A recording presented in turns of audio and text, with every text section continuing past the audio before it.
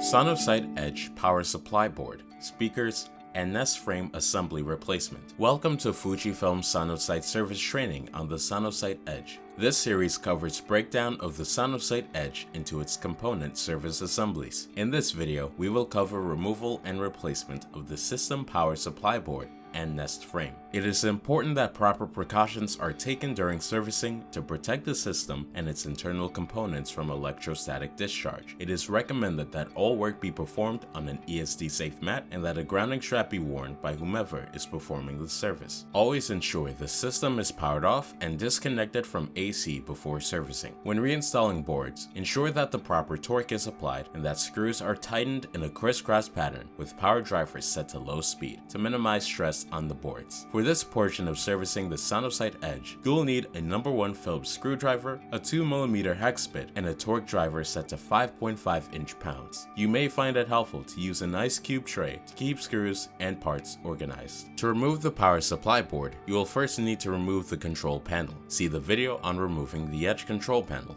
Lay the system on its top side and disconnect both speaker connectors from the main board.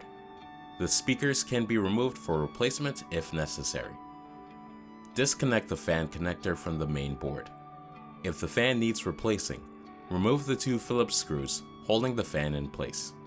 Note the orientation of the fan for proper installation. Remove the 10 screws from the digital shield. Note the location of the 2 shorter screws and of the spring screw assembly if installed.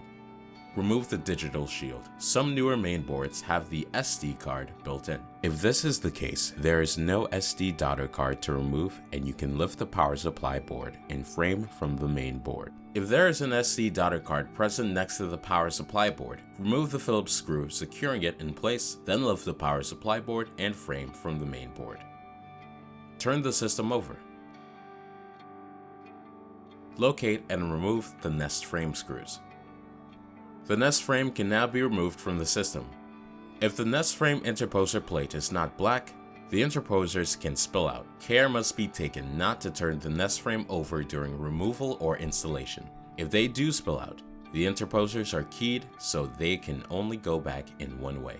When reinstalling the nest frame, take care to align the larger alignment boxes in the correct holes to ensure proper mating of the nest frame. Otherwise, the system will not recognize that transducers are connected. If assistance with ordering parts or isolating repairs is needed, please contact Fujifilm Sonosite Technical Support.